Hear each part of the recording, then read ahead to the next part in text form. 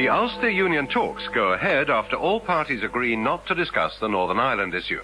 The Kurd Aid Benefit Pop Concert is declared a success after an entire Kurdish tribe is housed in MC Hammer's trousers. Following her successful libel action for defamation of character, Edwina Curry is sued by 10 million healthy chickens.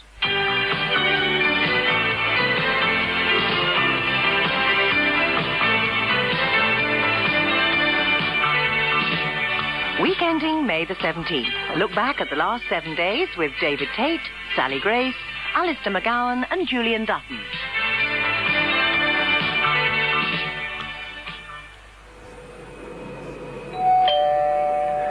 This is your captain speaking. This aircraft is fitted with the latest high-tech Rolls-Royce fan jet engines, and as an economy measure, we are about to switch all 4 of them off. There is absolutely no need to be alarmed. If we get no response from them within the next 10 minutes, we'll just assume they're continuing to work normally. Thank you. Ladies and gentlemen, please, I've taken the opportunity to include a number of new conditions. Pay pausing, of course. No wage freeze. A Sabbath and pre-Sabbath leisure opportunity withdrawal. Working over the weekend. Non-Francophile trans-channel relocation with a reduction in domiciliar accessibility. We'll be moving to Belgium. And personal bipedal ambulation facilities to undergo a 50% negative increase. We're going to have to hop everywhere. So if these terms and conditions are acceptable to you, just fill in on the dotted line and we'll have you back in your old offices pronto. One moment, sir. Everyone in the company has been made redundant. Yes? So who's going to offer us our jobs back? Well, someone who still works for... Oh, dear. Silly me. Anyone thinking of setting up independently? Your Majesty, we're proud to welcome you to America, for you are freedom's friend. Enough to reach the microphone, one would thank you all properly. There's no need to worry about being small, Your Majesty. Your tiny size is an asset. Let's not forget that it was your dwarf-like dimensions that enabled you to smuggle yourself into Hitler's bunker in Frankfurt and reveal secrets that helped us all to win the war against fascism. Mr. Bush...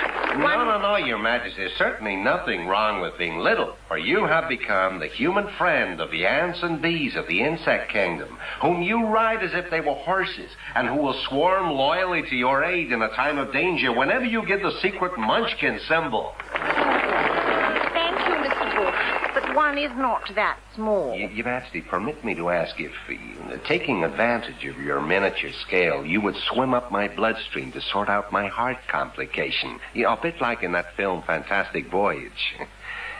Careful, Dan. Oh, gee, I'm sorry, George. You've stepped on her. Oh, no. She's all over my Reeboks. You can't touch this. Hello and welcome to Tonight with Jonathan Ross from the Cannes Film Festival, where stars and legends alike have been flocking to view the latest Madonna. Dustin Hoffman, have you seen her? Oh, yes, I have. I've seen her. I have. I saw her in the street, just walking along. It was fantastic. Oh, terrific. Great acclaim there from Dustin. Julie Walters, I believe you've seen her around also as well? Yes, Jonathan, that's true, that is. I caught a glimpse of her in her undies getting into a lift at the hotel. A short but brilliant performance with the immortal final line, "Get these nobodies out of my lift." Superb. Yeah, I'll have to interrupt you there, Julie. We have to go over now for the announcement of the Best Picture Award. And the best picture is Madonna in her undies at the cinema by Dave Hogan of The Sun. Hi, it's great stuff there. Now over to Mandy Decadent, who's been hanging around the top nightclubs here in Cannes to see what the rich and famous are wearing. Mandy. Thanks, Jonathan. Well, Madonna's appearance in her underwear earlier this week has set up a fashionable trend. Over there we can see Kevin Costner wearing an attractive thing with novelty elephant trunk attachment and a stroke me I'm hairy motif. Yeah, beautiful. Yeah, beautiful. And, who's that coming in now? Oh, it's Robert Mitchum in brown and blue striped M&S Y-fronts with a hole in the back and a very sensible polyester cotton vest. Wow, nice. And with him, it's Thora Hurd in the good old Gothard Wonder Bra, just a nipple cover, really, and stylish tan baggy drawers. Yeah, well, thanks, Mandy. A bit saucy there, but never mind. And news just in, actually, that Madonna is suing The Observer, saying, just because I have undergarments in my wardrobe doesn't mean I ever wear them. And Barry Norman is also wondering why he wasn't supposed to do it. And now, an announcement. Weekending would like to make it clear that we have never accused Mrs. Curry of warming a bunch of pensioners in the winter by having group sex with them while wearing erotic woolen stockings. Furthermore, we never alleged that the sex was so frantic it made Mrs. Curry drop her chips. And finally, we have never stated that Mrs. Curry once tried to murder her husband by cooking him an omelette laced with eggs. For any loss of publicity incurred by Mrs. Curry, we most sincerely apologize. Well, here we go, Edwina. Fingers crossed. The court finds in favor of the plaintiff and awards £5,000 damages. The jury decided, rightly in my view, that it was quite wrong to draw comparisons between Edwina Curry and the Charlotte Rampling character. Quite right, too. After all, Mrs. Curry, it's patently obvious you're not tall, voluptuous, alluring, sensuously lipped, nor as elegant, smooth. Pass the cranberry sauce, Norma. Yes, John, dear. On second thoughts, I'll have the mustard instead. I wonder who that could be. I'll go, dear. Stand aside, ye satanic whore, or so help me God. It's for you, Ninnis. It's for you, dear. No, we can't just leave them there on the doorstep. People might talk. Yes, dear. That's what they've come to see you about. Righto. And hear my words, ye pagan wretch, the wrath of the Almighty shall smite ye down. Hello, top of the morning to you, Bigorra. Yes, nice to see you. Can I help? I, myself and Reverend Peasley, have decided to accept the brutal ultimatum imposed upon us by Brooke. Glad to hear it, Mr. Molyneux. It does nobody any good, all this prevaricating about venues. Now, let's go upstairs to my study, eh? It's a bit more private up there.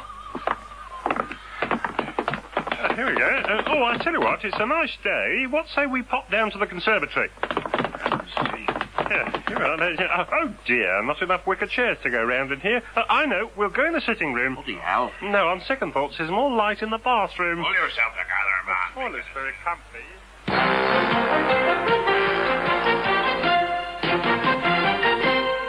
Before the by-election, 45% of the Monmouth public said that the biggest single issue was the health service.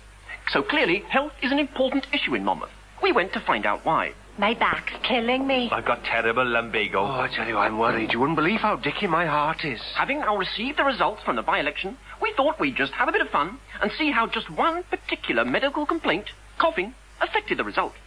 So, from this chart here, we can see that the SDLP did very well with those people suffering from mild tickly coughs, 25%, whereas Labour picked up most of their victorious 39% from people with hacking coughs or tracheotomy victims. The Conservatives, with 30% of the vote, did best among those people with no throat infection at all, or those who had a mere larynx annoyance, such as a hiccup. So, extrapolating this for the whole of the country, we can see that the Tories would do well in a June election, with the milder climate providing a tonic for the general public, whereas Labour would do better in November, with the onset of winter influenza. Of course, if there was an epidemic of mild tickly coughs, the SDLP could storm into Parliament at any time.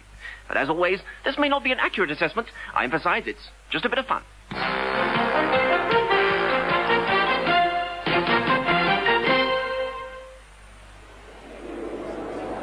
And of course, the most magnificent feature of the Whispering Gallery in St. Paul's is that you can hear even the faintest noises from elsewhere in the cathedral.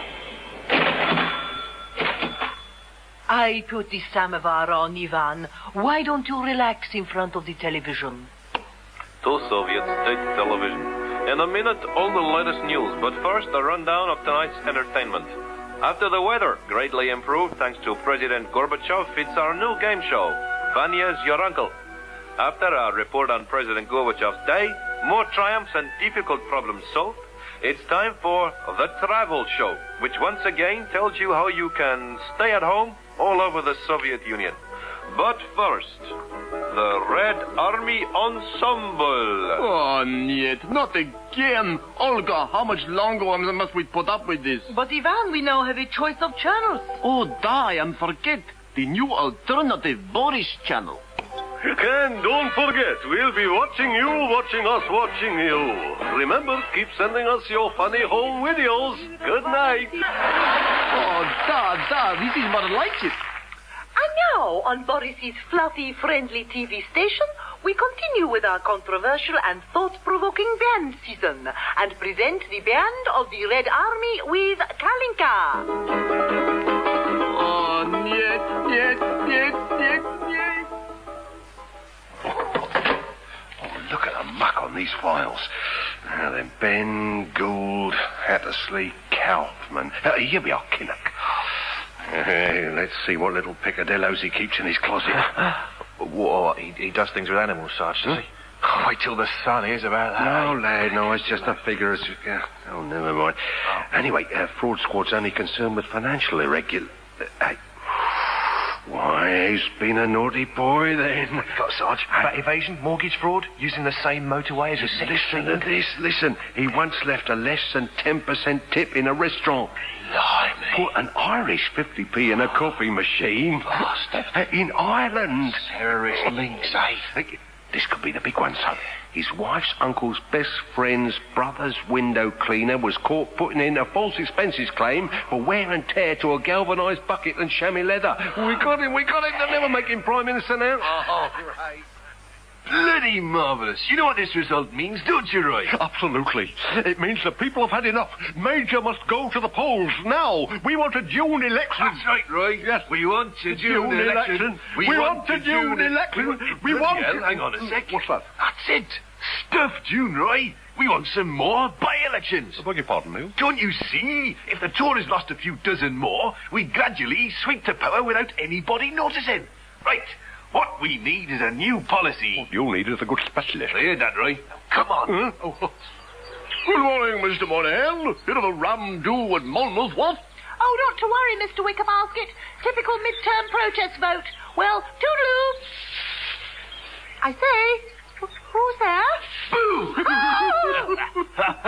Bye-bye, miners. Right, that's one more by-election victory. Right, now, let's get fair there. Are you sure this new policy is completely legal, Neil? Yes, folks, it's all in TV Time's Up. Your handy guide to what's going down. Quality. The star name. Hello, good evening and welcome as ITV goes down the plug hole. Big prizes. I won my own franchise. I just don't know what to say.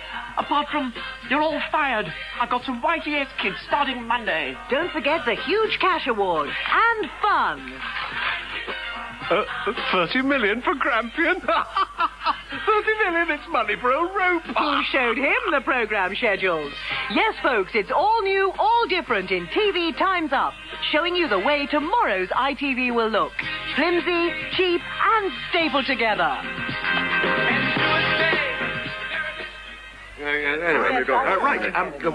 Let's sort through our mail and see who bid what for the TV franchises. Oh, and remember, we're looking for bids which are high on quality and not for lots of money. Right, okay.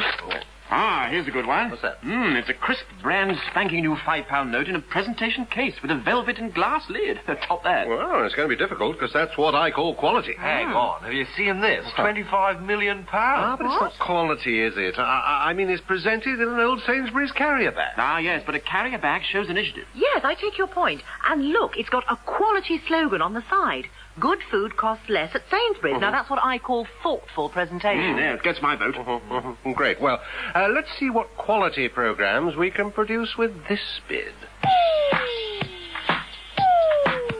Welcome to Boris TV, and boy, have we got a fantastic lineup for you tonight. First up, QED, our program about queues. But what is it that makes us queue in the first place? Scientists now believe that it is Mikhail Gorbachev, evil lord of all Russia. QED, presented by Mrs. Yeltsin, is at 8:10 after the news with Mrs. Yeltsin. At 9, we have some light relief with our situation comedy, Man About the House of People's Deputies. Next up, a nostalgic look back to the 50s with those Stalin Buds of May, in which a fornicating tax evader is sent for psychiatric treatment at the Gulag. Just Prokofiev.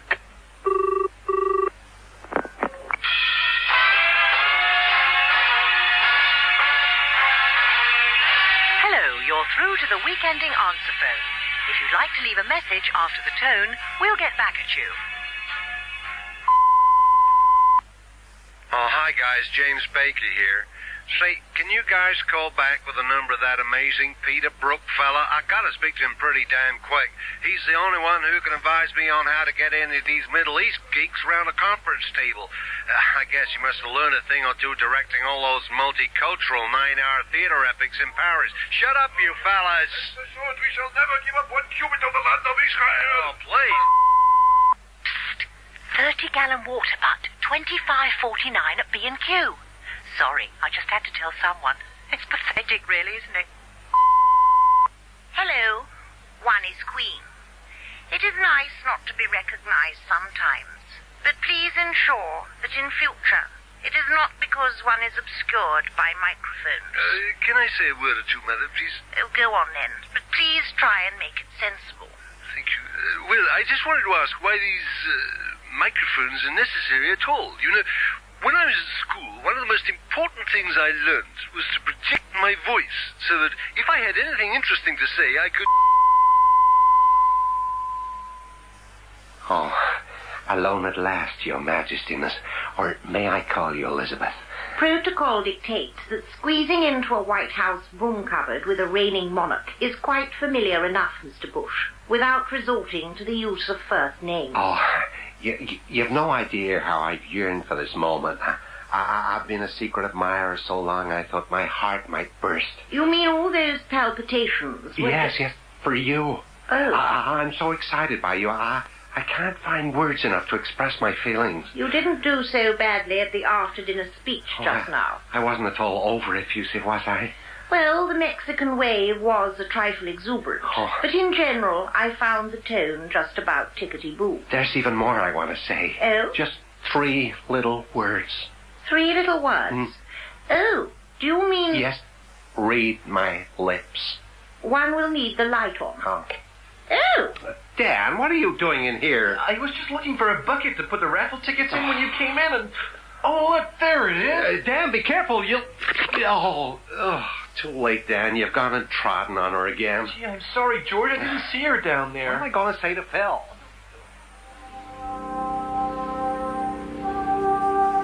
Now it's time for a live link-up with Britain's first astronaut, schoolteacher Hilda Wiggins. How's it going, Hilda? It's amazing! We're zooming round and round really quickly. I'm going up and down and stuff, and there's lights flashing on and off. All the training's been worthwhile. So, rumours that the expedition... Yes, well, in another year's time, I might be ready to go on the big wheel. You know, the one that goes backwards and upside down. Welcome to this week's edition of It Makes You Think, Doesn't It? Yes, Arsenal Football Club caused some violence, and then Tony Adams received a prison sentence. The Mandela Football Club caused some violence, and then Winnie Mandela received a prison sentence. Arsenal Football Club are now thinking of signing David Platt for a record £5 million. It makes you think, doesn't it? Dear Claire Rayner, just thought I'd drop you a line about my marriage. You see, things haven't been going too well lately. Well, the last 30 years to be precise. You see, in all that time, I've only been in my wife's presence for a little over 9 months, so something tells me we're not exactly gelling. First I go to prison for 27 years. Now my wife's about to be locked away in stir for anything up to 6. Oh, call me a mad, impulsive fool, but we're not exactly talking Vibe City here, you know what I mean? Please help. Yours sincerely, Nelson Mandela. Dear Nelson, for heaven's sake, buck up. Life's not that bad. Try talking things over frankly and openly with your wife. I suspect that your propensity for both of you to pop into prison every so often is symbolic of a deep-seated Freudian desire to pop into prison every so often. How about trying a few new sexual positions, lovey? But whatever you do, don't be too hasty. And now, let's go out into the street to find out the public's reaction to the rumours that Simon Bates is quitting Radio 1.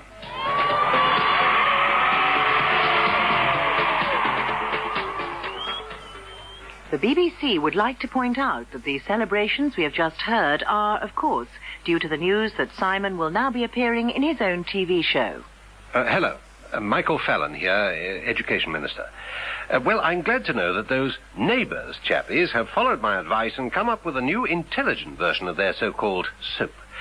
Apparently now it's got a lot more intellectual content, thank God. Anyway, let's have a listen, shall we? Hi there, Matt. What's cooking? Hi, Melissa. Todd and I were just discussing whether each galaxy operates in its own individual gravitational field or whether the gross mass of the observable universe is subject to one all-pervading Newtonian electromagnetic force. I see. So you won't be coming to the barbie tonight, then? Might do. And if Madge refutes Thomas Aquinas' 13 proofs of the existence of God on both aesthetic and ontological grounds, she can come too. Oh, Mega! Drew, Joe, you look awful. Has your fence fallen down? Or maybe a little boy has been run over by a lorry and been flown through the air like a rag doll and lapsed into a coma. Yes, well, that's not what's really bothering me. What is it, Dan? I can't decide whether behaviour is inherited genetically or nurtured exclusively by external environmental influence.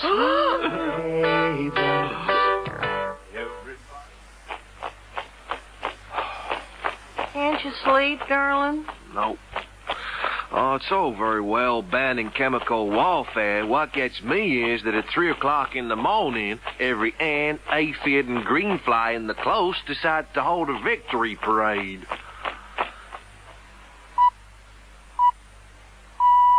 And now here is next week's news. The weekend. In Torquay, where a vicar is starting the Sunday morning service half an hour early so that football fans can see their team's vital promotion match, the congregations start to leave when the sermon runs into extra time. On taking over as editor of the Sunday Express, Eve Pollard says she'll modernise the paper, dragging it right into the 1960s. Monday. Theatre critic Sheridan Morley, whose marriage has ended in divorce, admits he was wrong when he predicted that it would run and run. Tuesday. The security man who tried to stop the Queen's car by stepping out in front of it says he would do the same with any member of the royal family, except Princess Anne. The proposed £2 entrance charge to St. Paul's is attacked by a group calling themselves Can't Pray, Won't Pray. Wednesday. Callers using the Russell Grant horoscope line complain that he constantly predicts that they will shortly face a large telephone bill. Nicholas Fairbairn has sent a packet of condoms from Bangladesh to stop him breeding. Thursday. British Rail's installation of video cameras to monitor station platforms is pronounced a success when several suspicious objects spotted lying around at Euston are identified as porters. Friday. Kylie Minogue qualifies her revelation that she's just discovered sex by explaining she still finds it hard to do without 3 producers and an electronic drum machine. Denying accusations that he is an unfair and miserly employer, Prince Charles announces plans to abolish slopping out for Buckingham Palace staff. And finally, after Jilly Cooper says that prep school boys should be taught how to undo bras, an inquiry is launched into why they are wearing them in the first place. And that is the end of next week's news.